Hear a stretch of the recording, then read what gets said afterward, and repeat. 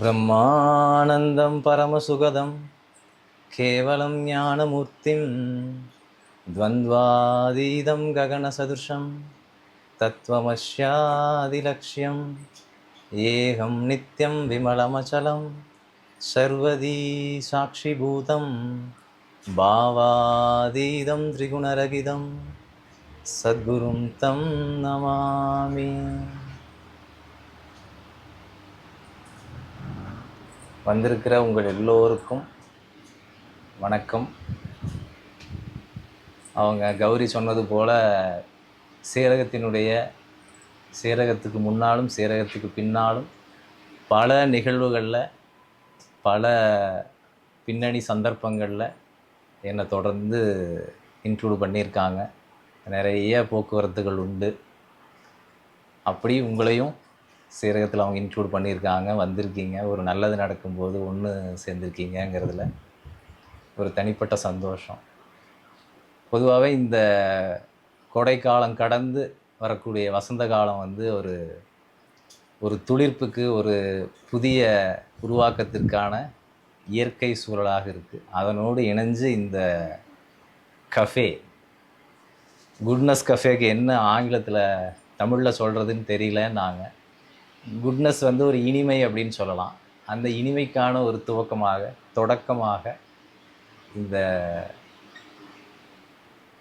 அமைப்பு, இடம், சூழல் எல்லாம் அமையட்டும்னு எல்லாரும் ஒன்று சேர்ந்து வாழ்த்தியிருக்கிறீங்கன்னு எடுத்துக்கிறேன்.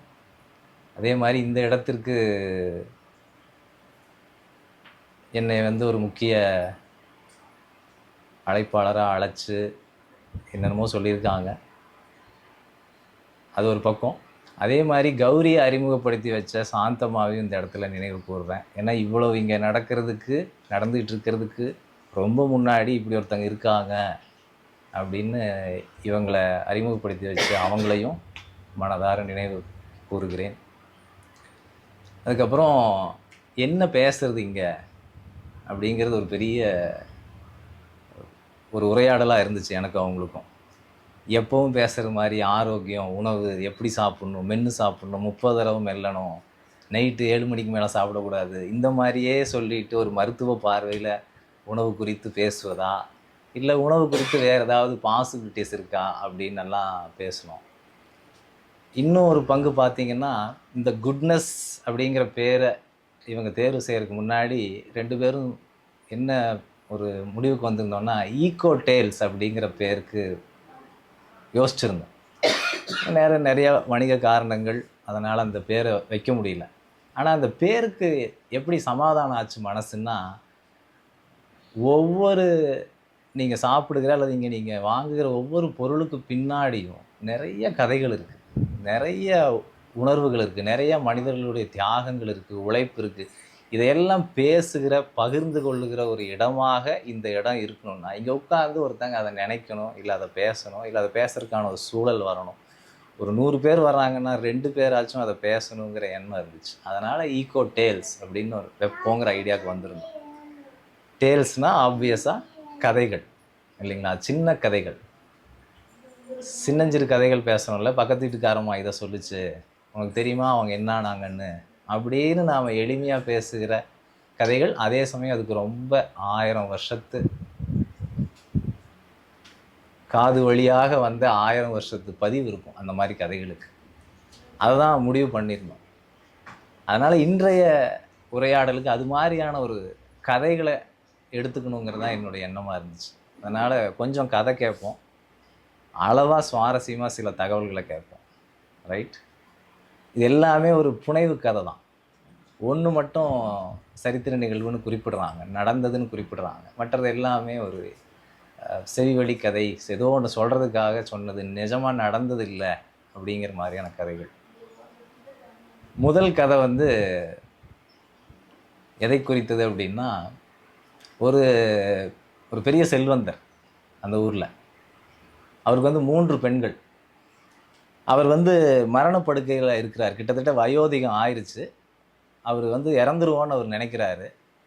3 மகள்கிட்டையும் கூப்பிட்டு அவருக்கு நெஞ்சுக்கு இனிமையான சொற்களை கேட்க நினைக்கிறார். அப்போ கேட்கிறார், நான் உனக்கு யாரும்மா, எப்படி உணர்ற நீ என்ன, இத்தனை நாள் அப்பாவோட இருந்தியே, வாழ்ந்தியே, who am I to you அப்படின்னு கேட்குறாங்க. அதில் ஒரு பொண்ணு சொல்கிறா, அப்பா நீ வந்து என்னுடைய இதயமாகவும் என்னுடைய உயிராகவும் இருந்திருக்கப்பா, நீ ஏன் இதெல்லாம் இந்நேரத்துக்கு கேட்குற அப்படின்னு சொல்கிறான். அப்படியா, சரி. ரெண்டாவது பொண்ணுகிட்ட கேட்குறாரு, நீ என்னம்மா, எப்படி என்ன கருதுற அப்படின்னோடனே, தங்கமா மணியா நீ எனக்கு இருக்கப்பா, அவ்வளோ முக்கியமான ஆள் நீ அப்படின்னு ரெண்டாவது பெண் சொல்கிறாங்க. மூணாவது பொண்ணு கொஞ்சம் விளையாட்டு பொண்ணு.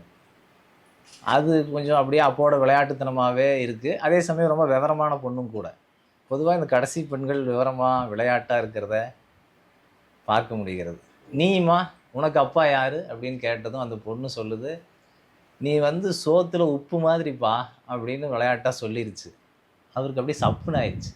தங்கங்குது உயிருங்குது வேணும் உப்புங்கிறா அப்படின்னு சொல்லி அவர் வந்து, அப்படி உனக்கு நான் அவ்வளவு மட்டமாக இருக்கிறேன்னா தயவு செஞ்சு இந்த வீட்டை விட்டு போயிருன்னு விரட்டிடுறாரு அந்த கோபத்தில். அந்த பொண்ணு வந்து அப்பாவினுடைய அந்த அவருடைய ரீஜனை விட்டு போயிடுறாங்க. அந்த பொண்ணு பக்கத்தில் இருக்கிற ஒரு அரண்மனைக்கு போய் வேலைக்காரியாக சேர்ந்துடுறாங்க. சமையல் கட்டில் கூடமாட வேலைகள் செய்து, அப்புறம் அந்த பெண்ணுக்கு இருக்கக்கூடிய இயல்பான சமையல் திறனால் அந்த பொண்ணு அப்படியே ஒரு ஹெட் குக்காகவே மாறிடுறாங்க. அந்த அரண்மனையில் ஒரு நிகழ்ச்சி நடக்குது, ஏதோ ஒரு பெரிய வைபவம் நடக்குது. இந்த பெரியவரை வந்து விருந்துக்கு அழைக்கிறாங்க. அப்பங்காரன் வரான்னு தெரிஞ்சிருச்சு இந்த பொண்ணுக்கு. அதனால் என்னெல்லாம் சமைச்சதோ அந்த சமையலில் சில மாறுபாடுகளை செஞ்சு இந்த அப்பாவுக்கு மட்டும் உணவை மாற்றி பரிமாறிடுச்சு. இந்த அப்பா உட்காந்து சாப்பிடுகிறார், ஒவ்வொன்றையும் வாய் வச்சு பார்க்குறாரு, செம மோசமாக இருக்குது, பிடிக்கவே இல்லை. பக்கத்தில் இருக்கிறவங்களாம் பார்க்குறாரு, அவர்லாம் எல்லாம் சப்பு கொட்டி சாப்பிட்ருக்காங்க, சுவையாக சாப்பிட்றாங்க. அவர் கேட்குறாரு, ஏயா சாப்பாட்டில் உப்பு இருக்கா அப்படிங்கிறாரு. எல்லாம் ஜம்முன்னு இருக்கே, நல்லா இருக்கே அப்படின்னு. காரம் இருக்கா, எல்லாம் இருக்குது, நாங்கள் நல்லா உணவு இருந்துடும் அப்படின்னு. எனக்கு மட்டும் ஏன் இந்த நிலைமை அப்படின்னு அவர் ஒரு மாதிரி அவமதிக்கப்பட்டதாக உணர்றார். எந்திரிச்சு ஒரு பீரியடில் கத்துறாரு, இது என்னது கூப்பிட்டு வச்சு அவமானப்படுத்துறீங்களா, என்ன சாப்பாடு எனக்கு இப்படி இருக்குது அப்படிங்கிறார். அப்போது முகமூடி போட்டுட்டு தன்னோட அடையாளத்தை அப்படியே லைட்டாக கவர் பண்ணிட்டு அந்த பொண்ணு வந்து, நான் தான் அன்னைக்கே சொன்னனே சாப்பாட்டில் உப்பு ரொம்ப முக்கியம், அது மாதிரி உங்களை நேசிக்கிறேன்னு அப்படின்னு சொன்னதும் இவருக்கு ஸ்ட்ரைக் ஆகுது. அட பொண்ணு, நீ தானா இது, எனக்கு புரிய வைக்கிறதுக்கு தான் இதெல்லாம் செஞ்சியா, என் தப்பை நீ உணர்த்திட்ட அப்படின்னு சொல்லி அந்த பொண்ணை திரும்பவும் தன்னுடைய வீட்டுக்கு கூப்பிட்டு போகிறதாக, அந்த பொண்ணை திருப்பி கௌரவிச்சதாக இந்த நாடோடி கதை முடியுது. ஏன் உப்பு இல்லாமல் சாப்பிட முடிய மாட்டேங்குது நம்மால்? ஏன் வந்து அன்னைக்கு உப்புன்னு சொல்லும்போது அவருக்கு தோணலை, இன்னைக்கு ஒரு பந்தியில் உப்பு இல்லைங்கும்போது தன்னை அவமானப்படுத்தப்பட்டதாக அவர் கருதினார்? இந்த இடம்தான் இந்த தலைப்புக்கான, இந்த இடத்துக்கான குட்னஸ்ங்கிற பேர் வைக்க வேண்டிய அவசியத்திற்கான இடத்த சொல்லுது. நாம் எல்லோருமே பசிக்காக உணவு அருந்துகிறோம், ருசிக்காக உணவு அருந்துகிறோம். ரெண்டு தான் நம்ம செய்கிறது. பசி உடல் வளர்க்கும். நீங்கள் 4 நாள் பட்னியில் இருந்தீங்கன்னா உடல் மெலிந்து தாதுக்கெல்லாம் நட்டமாகி பலவீனத்துக்கு தள்ளப்படுறோம். ருசி உயிருக்கானது. நீ சாப்பாடு போட்டு அந்த சாப்பாடு சாப்பிட வேண்டியது தானே, அது உடல் வளர்க்கும் தானே, அதே காய்கறி தானே. கொஞ்சம் உப்பு இல்லைன்னா என்ன, அது உடல் வளர்த்துருக்கும் தான், ஆனால் உயிரை வளர்க்காது. ஏன்னா மனிதன் என்னைக்கு உயிரினமாக மாறி அவனுடைய உயிர்ப்புத்தன்மை மனதில், அறிவில், குணத்துல எல்லாம் படர வெறும் மெட்டீரியல் போதுறதில்லை. வெறும் காய்கறிகள் இல்லை பழங்கள் தேவை போதுமானதாக இருப்பதில்லை, அதில் ருசி தேவை. அப்போ நீங்கள் பருப்பில் என்ன ருசி காண்பீங்க? வெறும் பருப்பில், வெறும் கீரையில் என்ன ருசி இருக்குது? எதுவுமே இல்லை. அதை வந்து சமையலுங்கிற பக்குவத்துக்குள்ளே கொண்டு வரும்போது, ருசியை சேர்க்கும் பொழுது மனிதன் என்னென்னமோ ஆகிறான். என்னென்னமோ ஆகிறான்னா, இன்னைக்கு நீங்கள் அடைஞ்சிருக்கிற அனைத்து அறிவுகளுக்கும் பின்னாடி ருசி இருக்குது. அதுக்கு தான் உப்பை சொல்கிறது. உப்பு ஒரு காலத்தில் எவ்வளவு அடிப்படை தேவைன்னா இன்றைக்கும் கூட, ஆனால் ஒரு காலத்தில் ரொம்ப லைஃபுக்கு இணையாக இருந்துச்சு உப்பு. எப்படின்னா, ஒன்று உணவை பதப்படுத்திடணும். பதப்படுத்தலைன்னா என்னால் என்னுடைய உணவு தேவையை பூர்த்தி செய்யவே முடியாது. இன்னைக்கு மாதிரி உணவு வந்து அப்படி கோ கெட் அப்படிங்கிற மாதிரிலாம் உணவு இல்லை. எல்லா உணவுக்கும் மனிதன் சிரமப்படணும். அப்போ வந்த உணவை அவன் ரொம்ப நாளைக்கு காப்பாற்றணுங்கிற இடத்துக்கு அவன் தள்ளப்படுறான். அப்போ அந்த உணவை பதப்படுத்த உப்பு தான் அடிப்படையாக இருந்தது. இதற்கப்புறம் சுவைக்கான உப்பு. அந்த உப்பு சுவை இல்லைன்னா அவங்களுக்குள்ள மூளையில், இருதயத்தில் நிறைய செயல்பாடுகள் நடக்காது. அப்படி நடக்கலைங்கும் போது உங்களால் சிந்திக்க முடியாது ஒரு திசையில். கடலோர நாகரிகங்கள் எல்லாமே உப்புக்காக உருவானது. அந்த உப்பு கொடுக்குற ஏதோ ஒரு மன விருத்திக்காக அந்த சைடே செட்டில் ஆகிட்டாங்க. ஒரு வணிகம் செய்யணும்னா ஒரு அறிவு வேணும், ஒரு பேரம் பேசணும்னா ஒரு அறிவு வேணும். இந்த அறிவெல்லாம் மனிதன் வந்து உப்பினுடைய சுவை வழியாகவும் பெறான். அந்த இடத்துல அரசு வந்து உப்பை கையில் எடுத்ததுக்கான காரணமே, உப்பை கட்டுப்படுத்தினா ஒட்டுமொத்த சமூகத்தையும் கட்டுப்படுத்த முடியுங்கிறது அந்த காலத்து நிலைமையாக இருந்தது. இன்னைக்கு கூட நான் சொல்றது 5000 6000 வருஷத்து கதை. உப்புக்காக போர் நடந்திருக்கிறது. உப்பு பயணப்படுகிற பாதையினே ஒன்று இருந்திருக்கு. இன்னைக்கு சில்க் ரூட்னு கேள்விப்படுறோம் இல்லைங்களா? அது மாதிரி ஒரு உப்பு எடுத்துகிட்டு போகிற ஒட்டகங்களின் மேலே, கழுதைகளின் மேலே, குதிரைகளின் மேலெல்லாம் உப்பு சுமந்துட்டு போகிற பாதையினே ஒன்று தனியாக இருந்திருக்கிறது. உப்புக்கு இணையாக தங்கத்தை கொடுத்துருக்காங்க. உப்புக்கு இணையாக பட்டு துணிகள் கொடுக்கப்பட்டிருக்கின்றன. அவனுடைய ஊரில் எது ரொம்ப வளம்னு அவன் நினைக்கிறானோ அதை கொடுத்து வெறும் உப்பை வாங்கியிருக்கான். இங்கே திருச்சிக்கு பக்கத்தில் இருக்கிற முசிறி,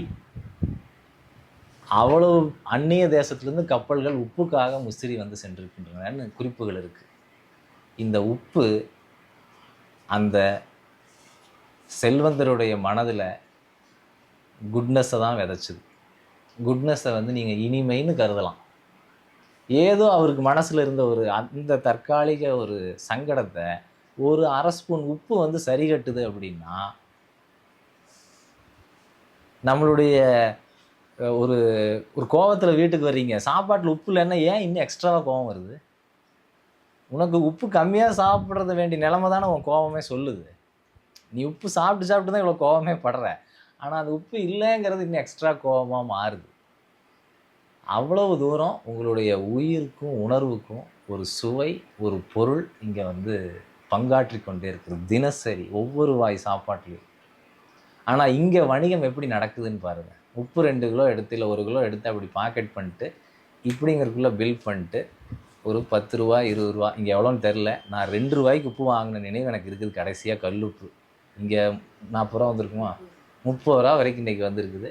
ஜஸ்ட் கோ கெட் அப்படிங்கிற மாதிரி இடத்துல வந்திருக்கு.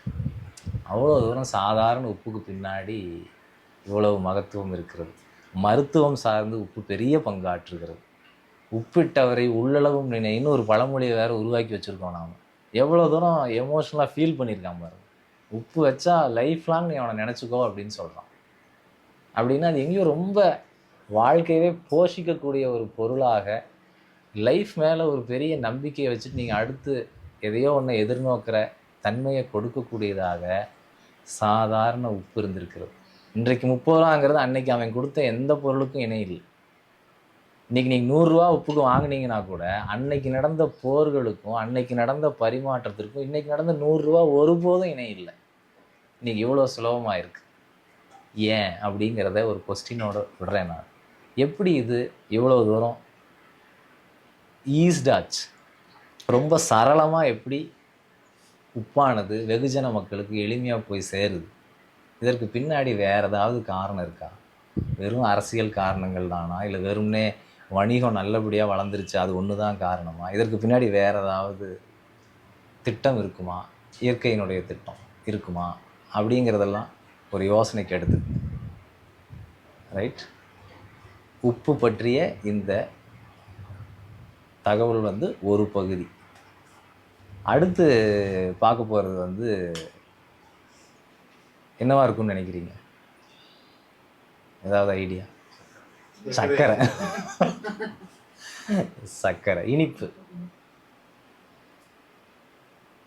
நீங்கள் சொல்லிட்டீங்கிறதால இனிப்புக்கு ஏதாவது செய்தி இருக்கான்னு யோசிக்கிறேன். ஆனால் நான் தயாரிச்சுட்டு வந்தது இனிமை மிகுந்த மாம்பழம். மாம்பழம் வந்து இங்கே முக்கணிகளுள் ஒன்றாக கருதப்படுகிறது. இங்கே வந்து தெய்வத்திற்கு படைக்கப்படுகிற பொருள்லையே மாவும் தேங்காவும் தான் வருது. மாம்பழத்தில் இருக்கக்கூடிய இனிமைக்கு வந்து முகலாய மன்னர்கள் அடிமையாகவே இருந்தார்கள்னு சொல்கிறான். 3 வேளை மாம்பழம் இல்லாமல் சாப்பிட மாட்டேன்னு அடம் பிடிச்சிருக்காரு அக்பர். இந்தியாவினுடைய தேசிய பழம் எது தெரியுங்களா? மாம்பழம் தான். இந்தியாவில் அதிகம் உற்பத்தி செய்யக்கூடிய பழம் மாம்பழம் தான். அதே மாதிரி நிறைய ப்ரீடு மாம்பழத்தில் வெரைட்டின்னு நீங்கள் பார்த்தீங்கன்னா மாம்பழத்தில் தான் ரொம்ப அதிகம். அவ்வளோ உருவாக்கிருங்க. ஒரு மரத்தில் ஒரு பேர் கலாமோ கலீமோ ஏதோ ஒரு இஸ்லாமியர் வந்து ஒரு மரத்தில் அவர் ஒட்டுக்கட்டி 7-8 வகையான மாம்பழங்களை ஒரே மரம் தருவது போல மாற்றி அமைத்திருக்கிறார். ரொம்ப சாதாரணமாக ஒரு மரம் வந்து 500-1000 கனிகளை கொடுக்கக்கூடிய வகையில் இருக்குது. அது ஒரு சீசன் தான் இல்லைங்களா? மாம்பழம்னா கோடை தான். கோடை வந்துருச்சுன்னா மாம்பழத்தை தன்னை போல உணர்வுகள் தேடுகின்றன. பசிக்காக சாப்பிட்றீங்களா மாம்பழத்தை? ஆப்வியஸ்லி இன்னும் யாருமே கிடையாது. இனிமைக்காக தான் சாப்பிட்றோம்.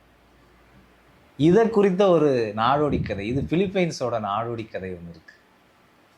அங்கே வந்து மேங் அடோ அப்படின்னு சொல்லி ஒரு செல்வந்தர் இருந்தார். அவருக்கு வந்து பொண்ணு பேர் பாருங்க, குறிப்பு எழுதி வச்சுருக்கேன், மறந்துட்டேன் சொல்கிறேன். பெர்லா. அந்த பொண்ணு பேர் பெர்லா. அந்த பெண்ணை தமிழ் சினிமா கதை தான். ஒன்றும் இது எந்த வகையிலையும் திருப்பங்களை கொண்ட புதிரான கதையே கிடையாது. பொண்ணை வந்து ஆசையாக வளர்க்குறாரு. சின்ன தம்பியில் குஷ்பு வளர்க்கப்படுவது போல் ஆசையாக வளர்க்கிறார். யாரையும் காட்டாமல் கொள்ளாமல் அப்படியே பொத்தி வளர்க்கிறார். ஆனால் அந்த பெண்ணு வந்து வேற ஒருத்தனை விரும்பிடுது. அதே சமயம் இவர் ரொம்ப மோசமான கடும் கோவக்காரராக இருக்கார். என்னதான் பொத்தி வளர்த்தாலும் எதாவது இப்படி திருப்புனா அடிதான் வீட்டில். இந்த சைடு வீட்டம்மாவை உதைக்கிறார், இந்த சைடு பெண்ணை உதைக்கிறார். இந்த டார்ச்சர்லாம் பொறுத்துட்டு அந்த பெண் வந்து வீட்டில் இருக்க மாட்டேன்னு சொல்லிட்டு காதல் வயப்பட்டிருக்கு. காதல் வயப்பட்டதும் இவர் அந்த விஷயத்தை தெரிஞ்சு வேகமாக கல்யாண ஏற்பாடு செய்கிறார். கல்யாண ஏற்பாடு கன்ஃபார்ம் ஆயிடுச்சு. காதலனுக்கு வந்து இந்த பெண்ணை பிரிஞ்சு இருக்க முடியல. நாளைக்கு கல்யாணம் பண்ணிக்க போகிறா அப்படின்னு தெரிஞ்சதும் 2K கிட்ஸ் மாதிரி இல்லாமல் அவர் வந்து தற்கொலைக்கு முயன்று தற்கொலையை வந்து சக்ஸஸ்ஃபுல்லாக முடிச்சிடறாரு, இறந்துடுறாரு. இந்த செய்தி அந்த பொண்ணை வந்து சேருது. மறுநாள் திருமணம். இந்த பொண்ணு ரொம்ப மனமுடைஞ்சு போய் எல்லாம் இந்த அப்பங்காரன் தான் காரணம்னு சொல்லிட்டு ஒரு குறிப்பு எழுதி வச்சிருது. நான் வந்து என்னோட காதலனை நீங்கள் எங்கே கொன்னீங்களோ அதே இடத்துல, அவன் எங்கே இறந்து கிடந்தானோ அதே இடத்துல நானும் போய் சாவ போகிறேன்னு சொல்லிட்டு அந்த பெண் போய் இறந்துருது. அங்கே போய் இறந்துருது. இவருக்கு வந்து அப்போ கூட தான் செஞ்சது தவறுன்னோ இல்லை இவ்வளோ கடுமையாக இருந்திருக்க வேண்டாம்னோ தோணவே இல்லை இவருக்கு. இவர் போனால் போச்சு அது விடுங்கன்னு சொல்லிட்டு விட்டுறாரு. ஆனால் அன்றைக்கு இரவு இவருக்கு வந்து கனவு வந்திருக்கு. அந்த கனவுல வந்து நான் உங்கள் தோட்டத்தில் ஒரு செடியாக உற்பத்தி ஆகியிருக்கேன். அந்த செடி கொடுக்கக்கூடிய பழத்தை சாப்பிடுங்க. அந்த செடி வந்து என்னோடய இருதயத்தை சொல்லுது. அந்த பழத்தை சாப்பிட்டுட்டு நீங்களும் முடிஞ்சால் என்னோடய இருதயம் இருக்கிற உணர்வை நீங்களும் அடைங்க அப்படின்னு சொல்லி கனவுல அந்த பெண் சொன்னதான் இவர் திடுக்கிட்டு எந்திரிக்கிறார். எந்திரிச்சு போய் மறுநாள் தோட்டத்தில் பார்க்குறாரு. அங்கே ஒரு மரம் இருந்திருக்கிறது. கனி கொடுக்கக்கூடிய வகையில் மரம் இருந்திருக்கிறது. அந்த மரத்தில் ஒரு கனியும் இருக்குது. இவர் அந்த கனியை சாப்பிட்றாரு. அந்த பொண்ணு மேலே இருந்த கோபம் எல்லாம் மறைஞ்சு தான் செஞ்சது தவறுன்னு உணர்ந்து ரொம்ப ரொம்ப ஒரு வருத்தத்திற்கு உள்ளாகிறார். அப்பேற்பட்ட கடுமையான நெஞ்சு வந்து ஈரம் கசிகிறது. ரொம்ப வருந்துறாரு. அந்த மேங்கு அடோவை வந்து இந்த கனி தான் மாத்துச்சுங்கிறதால மேங்கோன்னு பேர் வந்துச்சு அப்படின்னு அந்த நாடோடி கதை சொல்லுது. நான் சொல்லலை. ரைட், இதெல்லாம் புனைவு தான். இப்போ அந்த பொண்ணு பேர் பெர்லாக்கு பதிலாக வேறு ஏதோ ஒன்று இருந்தால் எந்த மாற்றமும் இல்லை. ஆனால் இங்கே செய்தி என்ன அப்படின்னா, கோடை தரக்கூடிய சூடை எப்படி மாம்பழம் உள்ளே தணித்து உங்களுக்குள்ள ஒரு இனிமையை கொடுக்கிறதோ, அது வெறுமனே வயிற்றுக்கும் வாய்க்கும் கொடுக்கறது அல்ல, புத்திக்கும் கொடுக்கறது தான். அவருடைய குணமாற்றத்தை ஒரு மாம்பழம் ஏற்படுத்துதுங்கிறத அங்கே சொல்கிறாங்க. கதையில் எல்லா புனையும் இருக்கும், எல்லாம் ஃபிக்ஷியஸாக தான் இருக்கும். அது ஒன்றும் நடந்திருக்க கூட தேவையில்லை. ஆனால் கதை சொல்கிறதின் மூலமாக மக்களுக்கு கடத்துறது எளிது. அப்போ மாம்பழம் சாப்பிட்டா கொஞ்சமாக நீங்கள் காம் ஆவீங்க, கோபம் குறையும். இனிமையான மாம்பழம் சாப்பிட்டா, கல் போட்டு பழுக்க வைக்காததா சாப்பிட்டா, அவசரத்துக்கு உருவாக்காததா சாப்பிட்டா, அந்த மாம்பழம் வந்து இனிமையை கொடுக்கும். அந்த இனிமைக்கு நம்ம குட்னஸ்ன்னு தாராளமாக சொல்லலாம் அப்படின்னு சொல்லப்படுது. அப்புறம் இந்த ஆராய்ச்சியாளர்கள் இருக்காங்க பார்த்தீங்களா, அவங்களுக்குலாம் என்ன திடீர்னு ஒரு கேள்வி வந்துச்சுன்னா, ஒவ்வொரு பழத்தையும் வந்து இந்த காக்கா சாப்பிடுது, குருவி சாப்பிடுது, அதை அப்படியே எடுத்துகிட்டு போய் வேறு பக்கம் எச்சமாக போடுது. ஆனால் மாங்கொட்டை இத்தச்சோடு இருக்குது, இது யார் சாப்பிட்டு எங்கே கொண்டு போய் பரப்பியிருப்பாங்கிற கேள்வியெல்லாம் அவங்களுக்கு வந்திருக்கிறது ஃபன்னியாக. அப்புறம் அது யானை சாப்பிட்ருக்கலான்னு ஒரு சிலர் கருதுகிறாங்க. இன்னும் பார்த்தீங்கன்னா, புத்த துறவிகள் வந்து இங்கே வர்றவங்க, இங்கே நாலந்தாக்கெல்லாம் படிக்க வர்றாங்க பார்த்தீங்களா, படிக்க வந்துட்டு மாம்பழங்களை எடுத்துகிட்டு போனதாக சொல்கிறார்கள். எங்கள் ஊரில் இப்படி வேணும் அப்படின்னு நினச்சிருக்கிறாங்க.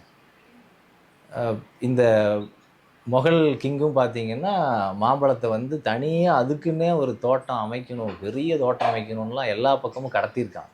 ஸோ மாம்பழம் அப்படியாக எல்லா பக்கமும் பரவி இருக்கிறதுங்கிறதும் ஒரு செய்தியாக இருக்கிறது. அப்போ கோடைக்காலனால இன்னொரு பழம் என்னது? பலாப்பழத்துக்கு ஆங்கிலத்தில் என்ன? Who is that Jack? Jack யாருங்க?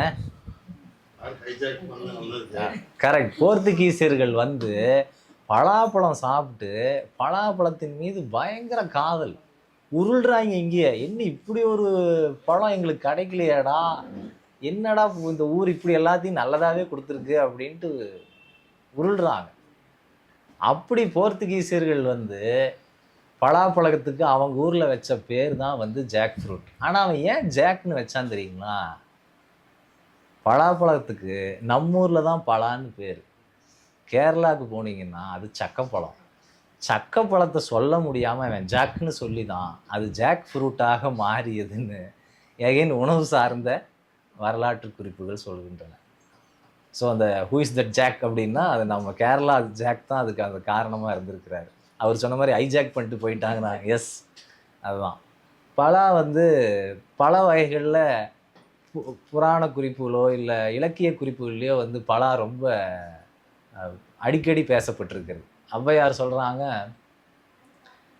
நீ வந்து ஒரு எஃபர்ட் போட்டேன்னா அதுக்கான ஒரு சீசன் வராமல் அந்த எஃபர்ட்டுக்கு ஈல்ட் ஆகுமா என்ன? அதுக்குன்னு ஒரு அது ஃப்ரூட்ஃபுல்லாக மாற ஃப்ரக்டிஃபையிங் டைம்னு சொல்கிறோம்ல ஆங்கிலத்தில், அது மாதிரி ஒரு டைம் இருக்குது அப்படிங்கிற கருத்தை சொல்கிறதுக்காக நெடிதுயர்ந்த மரங்களே ஆயினும் பருவத்தால் அன்றி பலா அப்படின்னு ஒரு லைனில் சொல்லிட்டு போகிறாங்க. இன்னொரு குறிப்பு என்ன சொல்லுது, விளையாட்டை என்ன சொல்கிறாங்கன்னா, குரங்கு போய் என்ன பண்ணியிருக்குன்னா மரத்தில் மத்தளம் கட்டி விட்ருக்காங்க. வாசிச்சுட்டு ஏதோ இளைப்பாறுவதற்காகவோ எதுக்கோ மத்தளத்தை மரத்தில் கட்டி விட்டு போயிருக்காங்க. அது பலா மரத்தில் கட்டி விட்டு போயிட்டாங்க. பலாதான்னு நினச்சி அது பிச்சு சாப்பிட பார்த்துருக்கு. ஸோ குரங்கு வந்து மத்தளத்தை பலான்னு நம்பி ஏமாந்துருச்சுன்னு ஒரு பாடல் இருக்குது. இந்த மாதிரி பலா குறித்து வழிநடுக செய்திகள் இருக்கின்றன. பலா வந்து மருத்துவ குணம் படைத்ததாக இருக்கிறது. பலாவினுடைய கொட்டை ரொம்ப சத்து மிகுந்ததாக இருக்கிறது. பலா பிஞ்சை வந்து இலங்கை முழுக்க பயன்படுத்துகிறார்கள்ங்கிற செய்தி இருக்குது. பலா பிஞ்சிலேயே குழம்பு வச்சுறது, எதுனாலும் பலாவை சேர்த்துக்குங்க அப்படிங்கிற மாதிரி குறிப்புகள் கிடைக்கின்றன. உணவுக்கு பின்னாடி இவ்வளவு சண்டை, இவ்வளவு ஆர்ப்பாட்டங்கள், இவ்வளவு லாங் டயர்சம் ஜேர்னி எல்லாம் இருந்திருக்கு. இதெல்லாம் எதுக்குன்னு நினைக்கிறீங்க? ஏற்கனவே கேட்ட கேள்வி தான். வெறுமனே வணிக நோக்கமா, வெறுமனே அரசியல் ஆதாயமா, வெறுமனே பவர் பாலிட்டிக்ஸா, வேற என்ன இருக்க முடியும் அப்படிங்கிற கேள்வி எப்போவுமே வச்சுக்கோ. ஏன்னா உணவுக்கு உணர்வுக்கு ரொம்ப நெருங்கிய சம்மந்தம் இருக்குது. ஒரு தான் வேறுபாடு, அவ்வளோ தூரம் அது நெருக்கமாகத்தான் இருக்குது. இங்கே பார்த்தீங்கன்னா ஹைதராபாத் வந்து நல்ல நெருப்பான ஊர் தானே, ஆந்திராவே ஒரு நல்ல வெப்பமண்டல பிரதேசம் தானே. வெயிலுக்கு நீங்கள் குளிர்ச்சியாக சாப்பிட்ணுமா சூடாக சாப்பிட்ணுமா? குளிர்ச்சியாக சாப்பிட்ணும். ஆனால் ஹைதராபாதி பிரியாணி, ஆந்திரா மீல்ஸ் எல்லாம் உங்களுக்கு சொல்லவா வேணும்? என்ன காரம்! அந்த ஊர் தான் ஊறுகாய்க்கு ஃபேமஸுங்கிற அளவுக்கு அவ்வளோ போட்டு வச்சுருக்காங்க. அது ஏங்க வெயில் மிகுந்த ஊரில் அப்படி கொதிக்க கொதிக்க ஊறுகாய் வைக்கிறாங்க. ஒரு ஃபாரினர் கூட ஃபன்னாக கமெண்ட் பண்ணதா சொல்லுவாங்க, நல்ல வேளை இந்தியாவில் வந்து கழுவுறதுக்கு தண்ணி யூஸ் பண்ணுறாங்க, பேப்பர் வச்சுருந்தா தீ பிடிச்சிருக்கும் அப்படின்னு ஒரு கமெண்ட் உண்டு. அப்படியே பார்த்தீங்கன்னா காஷ்மீர் போயிட்டீங்கன்னா ஊரே குளிரான ஊர். குளிராக இருக்கும்போது நீங்கள் என்ன எதிர்பார்க்குறீங்க? ஆனால் ஏங்க காஷ்மீர் பிரியாணி ரொம்ப இனிப்பாக இருக்குது. காஷ்மீரி புலாவ் ஆர் காஷ்மீர் பிரியாணி எதுவும், பட் அந்த உணவுகள் இனிப்பு மிகுந்ததாக இருக்குது. ஏன்? நம்ம லாஜிக்கு செட் ஆக மாட்டாங்குதுல்ல. அப்போ வேற என்னமோன்னு அதுக்கு கீழே இருக்கு இல்லையா? அப்போ நம்ம ஊரில் காரத்தை தர்றதுங்கிறது ரொம்ப ரொம்ப அவசியமான சேவையாகவே இருந்திருக்கு. வி ஹாவ் டு கிவ் காரம் அப்படின்னு இருந்திருக்கு. உப்பு கொடுத்தாச்சு, இனிப்பு கொடுத்தாச்சு, வேற என்ன கொடுப்ப? காரம் கொடுத்தே தீரணும். நம்ம ஊரில் காரத்துக்கு யாரு? மிளகு. மிளகாய் இல்லை, மிளகு. மிளகு தான் இங்கே ரொம்ப ரொம்ப அவசியமான பொருளாக இருக்குது. மிளகு மேலே பொறாமப்படாதவங்களே இல்லை. நம்ம ஊரில் கிடைக்கிற மிளகு மேலே பொறாமப்படாதவங்களே இல்லை. இன்னும் மிளகு வாங்கிறதுக்கு, மிளகை வந்து இங்கே எடுத்துகிட்டு போகிறதுக்கு, இங்கே வந்து கப்பல் எடுத்துகிட்டு போயிட்டா நம்மளை பார்த்து மிளகு வியாபாரத்துக்கு 4 பேர் வந்துடக்கூடாதுன்னு இந்த மிளகு வியாபாரிகள் சொன்ன ஒரு பொய், ரொம்ப சுவாரஸ்யமான பொய். என்ன சொல்லியிருக்கானுங்கன்னா, அவனுக்கு ஊரில் மிளகு மரம் இருக்குது, மிளகு மரத்தை சுற்றி இவனுக்கு பூரா பாம்பை, விஷ பாம்பை வச்சுருக்கானுங்க, பாம்பை கொல்றதுக்காக நெருப்பு மூட்டுறானுங்க, அதில் தான் மிளகு கண்ணங்கரேல்னு கீழே வந்து விழுகுதுன்னு புழுகியிருக்காங்க. அன்இமேஜினபிளில் இந்த புழுகு, இப்படிலாம் புழுகு இருந்திருக்குன்னு உணவு சார்ந்த ஹிஸ்டரியன்ஸ் வந்து சொல்கிறாங்க. அவ்வளோ தூரம் மிளகுக்கு டிமாண்ட் இருந்திருக்கிறது. மிளகு மட்டும் இல்லை, ஸ்வீட் ஸ்பைசஸ்ன்னு சொல்லப்படக்கூடிய ஏலம், அதே மாதிரி மிளகுலே நீட்டமான மிளகு வந்து திப்பிலி. பேர் வைக்க தெரியாமல், நம்ம ஊரில் பேர் இருக்குது, அவனுக்கு பேர் வைக்க தெரியல. பெப்பருங்கிற பேரே அவன் எப்படி வந்தாங்கிறதுக்கு நிறைய கதைகள் சொல்கிறாங்க. இது லாங் பெப்பர்னு வச்சுட்டான், அதுக்கு இது ஷார்ட் பெப்பரா, ரவுண்டு பெப்பரா, அது லாங் பெப்பரா, இன்னொன்று பெல் பெப்பரா. எல்லாமே பெப்பர் தான், ஆனால் 3க்கும் சம்மந்தமே இல்லை தோற்றத்தில் கூட. அந்த மிளகுக்காகவும் ஏலத்துக்காகவும் பெரும் சண்டைகள் நடந்திருக்குன்னு. நீங்கள் வந்து ரோம் மாதிரியான நகரங்களில், யூரோப்பிய நகரங்களில் உங்கள் வீட்டில் வந்து ஒரு ஜாடி மிளகு இருக்குது, ஒரு ஜாடி ஏலக்காய் இருக்குன்னா நீங்கள் பணக்கார வீடு, நீங்கள் வந்து பெரிய செல்வந்தர்கள். இப்போ இங்கே வேறு, இங்கே கடையில் கூட ஒரு ஜாடி மிளகு இருக்குதுன்னு நினைக்கிறேன். ரொம்ப செல்வந்தர்கள் தான் கடை நடத்துகிறாங்கன்னு நினைக்கிறேன். ஒரு ஜாடி மிளகு எப்படியும் சில ஆயிரங்களுக்கு வாங்கிட்டு போயிட முடியும். ஆனால் அன்னைக்கு வந்து கடல் நெடுக உயிருக்கு உத்தரவாதம் இல்லாத சூழலில், பாதுகாப்பு இல்லாத சூழலில், 1 மூட்டை 2 மூட்டை மிளகுக்கு ஒரு சமூகம் அலைந்து கொண்டிருந்திருக்கிறதுங்கிறது ஒரு இப்போ கற்பனைக்கு எட்டாத ஒரு காட்சிகள். உப்புக்காக அலைந்திருக்கிறார்கள், மிளகுக்காக அலைந்திருக்கிறார்கள், இந்த மாதிரி பல வகைகளுக்காகவும் அலைந்திருக்கிறார்கள். இப்படியே பரவியே இருந்திருக்கிறது உணவு. இந்த அலைச்சலை ஒரு சமூகம் ஏன் முன்னெடுக்குதுங்கிறது தான் என்னுடைய கேள்வி. ஆரம்பத்துலேருந்து இதே கேள்வி தான் வைக்கிறேன். வெறுமனே வணிக நோக்கமா, வெறுமனே அரசியல் அதிகார விஷயங்களா, என்னது? ஏதாவது உங்கள் சைடு பதில்கள் இருக்கின்றனவா? ஒரு சாப்பாடு நீங்கள் ரொம்ப சாதாரணமாக சாப்பிடுகிற சாப்பாட்டுக்கு பின்னாடி இயற்கை உங்களுக்கு எதையோ சொல்ல வருகிறது. அது என்னது?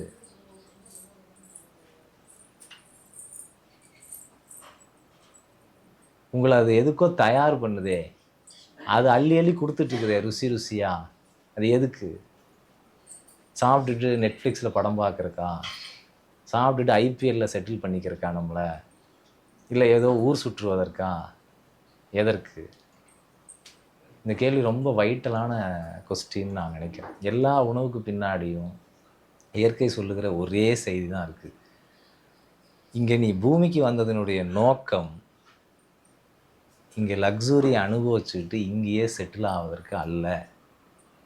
இந்த பூமி எல்லா கொடையும் கொடுத்து ரொம்ப நிறைவாக அவங்கள வச்சுருக்கிறதுக்கு பின்னாடி நீங்கள் இப்படியே ஒரு ஆர்டினரி வாழ்க்கையை வாழ்ந்துட்டு உங்களுடைய லிமிட்டேஷன்ஸ்னு ஏதோ ஒன்று வச்சுருப்பீங்களா? என்னால் இதுக்கு மேலே முடியாது சார், தொழிலில் இதுக்கு மேலே வளர முடியாது, உறவுகளில் இதுக்கு மேலே என்னால்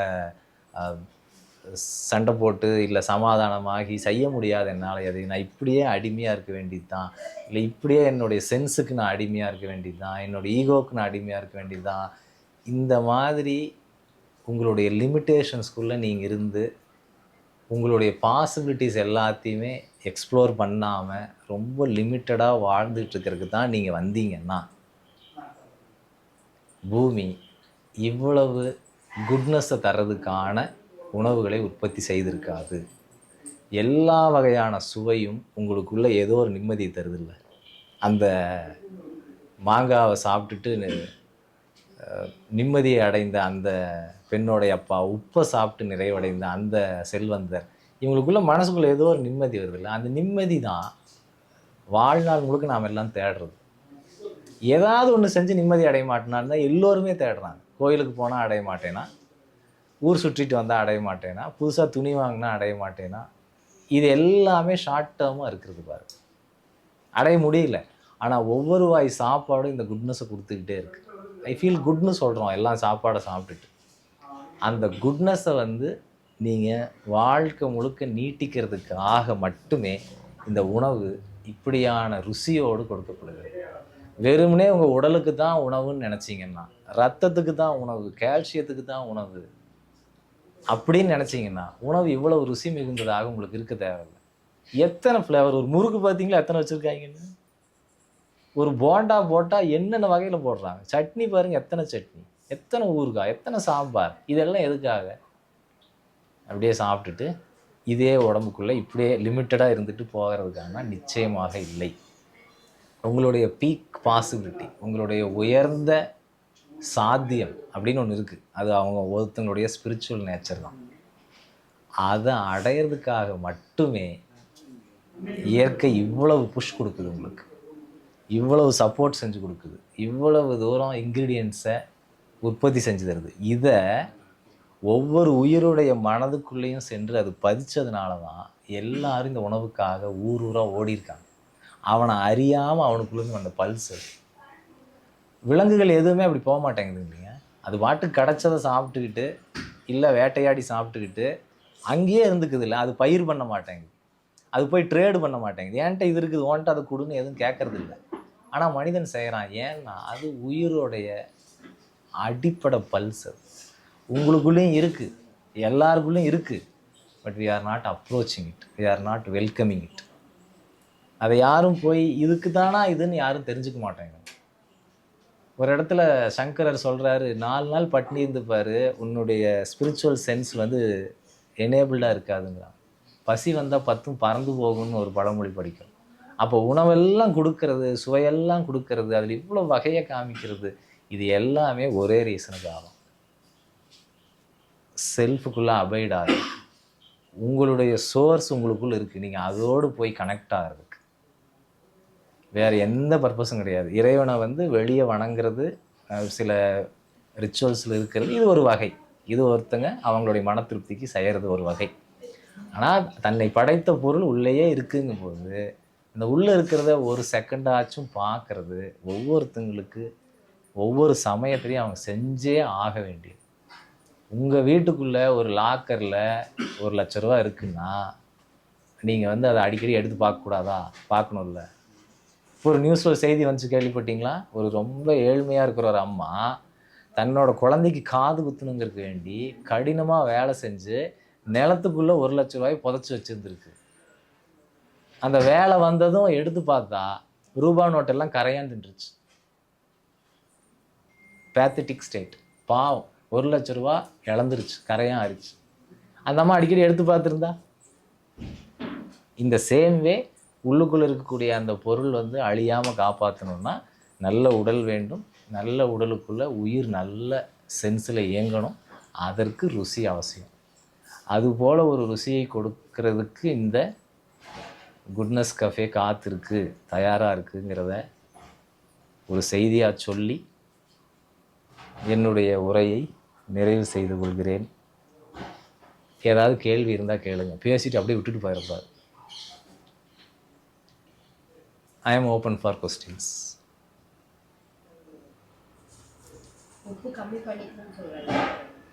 Correct. So உப்பு அல்லது சுவை ஒவ்வொரு சுவையும் ஒவ்வொரு குணத்தோடு சம்மந்தப்படுகிறது. இப்போ எனக்கு வந்து ஒரு குறிப்பிட்ட குணம் மிகுந்திருக்குன்னு வைங்களேன், என்னுடைய ஆன்சஸ்டர்ஸ்னுடைய சப்ளைனாலேயோ இல்லை நான் வாழ்ந்த சூழலுடைய உணவு அவைலபிலிட்டினாலேயோ எனக்கு ஒரு குணம் அதிகமாக இருக்கும். அது வந்து அந்த நியூட்ரல் லைனை தாண்டி போகும்போது எனக்கு ஆஃப் பேலன்ஸ் ஆகுது, எனக்கு சமநிலை போகுதுன்னா அந்த குறிப்பிட்ட சுவையை குறைக்கணும். அப்படி உப்பு அதிகமாக இருக்கிறது அப்படிங்கிற மாதிரி உங்களுடைய குணம் இருக்கிறதா அப்படின்னு நீங்கள் கண்டறியணும். காரம் அதிகமாக உள்ள உணவு, இப்போ பித்தம்னு சொல்கிறோம், அது வந்து காரத்தன்மை அதிகம் கொண்டுள்ள நேச்சர். அவர்கள் வந்து காரத்தை குறைத்து தான் உண்ண வேண்டும். இயற்கை கொடுக்குதுங்கிறதுக்காக 2 ஸ்பூன் எக்ஸ்ட்ராவாக போட்டுக்கிட்டோம்னா மாட்டிக்கும். அப்போ அவரோட அந்த செல்வந்தருடைய மனசில் என்ன இருந்துச்சு? காரம் தான் இருந்துச்சு. காரத்தை குறைக்கிறதுக்கு என்ன பண்ணுகிறார்? இனிமையான இனிப்பான மாம்பழத்தை சாப்பிட்றாரு. அதுபோல் ஒவ்வொரு சுவையும் ஒவ்வொரு குணத்தை கொடுக்கும். அப்போ உங்களுடைய குணம் என்ன, அந்த குணத்திற்கு ஒப்ப சுவை என்ன, எந்த சுவையை கூட்டணும் குறைக்கணுங்கிற கவனம் வேணும். என்னோட பரிந்துரை என்னென்னா, உங்கள் தட்டில் என்னைக்காவது ஒரு நாள் உப்பு கம்மியாக வந்து சாப்பாடு விழுதுன்னா அன்னைக்கு உப்பை சேர்க்காதீங்க. இயற்கையே இன்றைக்கி நமக்கு அப்படி தான் கொடுத்துச்சு, உப்பு தேவையில்லைன்னு நினச்சிருக்கு. ஒரு நாள் அப்படி எடுத்துக்கலான்னு அப்படி விட்டுருக்கு. அந்த நிறைய பேர் தயிரெல்லாம் உப்பு இல்லைன்னா சாப்பிட மாட்டேங்கிறாங்க. இன்னும் தயிர் வந்துருச்சு உப்பு இன்னும் வரலன்னு சண்டை பிடிக்கிறாங்க. அதுதான் நீ தொட்டுக்கிறதுக்கு ஏதோ ஒன்று வச்சுருக்கல்ல, சாம்பாரோ ரசமோ இருக்குது, அதில் உப்பு இருக்க தானே செய்யுது. அதை அப்படியே சமாளிச்சுக்க முடியும் தானே, பட் முடிய மாட்டேங்க நம்மளால். அப்போ சுவை வந்து அடிக்ஷனாக போகிற இடத்துக்கு போகுது. அதெல்லாம் நீங்கள் கண்டறிஞ்சு வெளியே வரணும். ஒரு சீசனுக்கு தான் சாப்பிடணும்னா அந்த சீசனுக்கு சாப்பிட்டுக்க வேண்டியதுதான் நல்லது. இன்றைக்கி நமக்கு அப்படி கிடைக்குது, இன்னொரு சீசனுக்கு இன்னொன்று, அப்படி பிளான் பண்ணிக்கங்க. உப்பு அளவாக தேவைதான் படுது. எல்லா பொருட்கள்லையும் அதற்குன்னு ஒரு இனேட் உப்பு இருக்குது. கேரட்டுக்குள்ளே ஒரு சிறிய அளவு உப்பு இருக்கும், ஒரு கீரைக்குள்ளே சிறிய அளவு உப்பு இருக்கும். நாம் அதுக்கு மேலே போடுறது சோத்து உப்புன்னு பேர், சோடியம் குளோரைடு. அதை வந்து அளவு பண்ணிக்கிறது நல்லது. ஒரு நாள் காம்ப்ரமைஸ் பண்ணிக்கிறது நல்லது. வந்து வேற சில குணங்கள் இருக்குன்னு சொல்லுவாங்க. இப்போ அடிப்பட்ட இடத்துல கரைச்சி போட்டால் ஆமாம் ஆமாம், கோவில்களில் உப்பு மந்திரிச்சு போடுவாங்க. கோயிலில் முன்னாலே வச்சுருப்பாங்க, அதை எல்லாம் காலி போட்டு போடுவாங்க. ஆமாம், அது வந்து பிரபஞ்ச சக்தி ஈர்க்கிற தன்மை இருக்குது அப்படின்னு ஒரு இருக்கு. உப்பு வந்து தண்ணியினுடைய ப்ராடக்ட் இல்லைங்களா? உப்பு வந்து நீரினுடைய ஒரு அவுட்கம் இல்லைங்களா? அதனால் நீரோட தன்மை வந்து உப்புக்கு நிறையா இருக்கும். நீரோட தன்மை வந்து மனிதனுடைய நினைவுகளை வாங்கி பதிய வச்சுக்கக்கூடிய தன்மையில் தான் இருக்குது. எல்லா தண்ணியும் நம்ம ஊரில் தாயை பழித்தாலும் தண்ணீரை பழிக்காதேன்னு ஒரு பழமொழி இருக்குது. ஏன்னா தண்ணீரை பழிச்சின்னா அதை அப்படியே வாங்கி ஃப்ரீஸ் பண்ணி வச்சுக்கும். உங்களுக்கு ரெஃபரன்ஸ் வேணும்னா மெசேஜஸ் ஃப்ரம் வாட்டர் அப்படின்னு யூடியூப்பில் தேடுங்க. எமோட்டோன்னு ஒருத்தர் வந்து இது சார்ந்து 30 ஆண்டுகளாக ஆய்வு செய்திருக்கிறார். அவர் சொல்கிறாரு, தண்ணி எல்லா எமோஷனையும் வாங்கி வச்சுக்குது, வச்சுட்டு உனக்கே திருப்பி கொடுத்துட்ருக்குதுங்கிறார். அப்போ தண்ணீரினுடைய ப்ராடக்ட் உப்பும் வந்து எமோஷனை வாங்கும். அப்போ நீங்கள் ஒரு நல்ல அதிர்வுகளோடு அந்த உப்பை வச்சுட்டு நீங்கள் மந்திரிக்கிறதோ இல்லை உங்களோட இன்டென்ஷன் அதில் ப்ரோக்ராம் பண்ணுறதோ செஞ்சீங்கன்னா அது உங்கள் ஆரோக்குள்ளே பெனட்ரேட் ஆகும். அதே மாதிரி துர்சக்தி இருக்கிறதும் அதே நடக்கும். அதனால் உப்பை கையில் வாங்காத அப்படின்னு சொல்கிறது என்னென்னா, அவன் எமோஷனை வச்சு தான் கொடுப்பாங்கிறதால உப்பு கையில் வாங்காத. உறவு கெட்டு போயிடும்னு சொல்கிறாங்க, அதெல்லாம் இல்லை. கையில் வாங்காத, ஏன்னா அவங்களுடைய எமோஷன், அவங்களுடைய பேக்ரவுண்ட் வி டோன்ட் நோ. அந்த மொமெண்ட்டில் எப்படி இருந்தாங்கன்னு நமக்கு தெரியாது. அதனால் கையில் வாங்காது. இதுதான் அதனுடைய பொருளுங்க.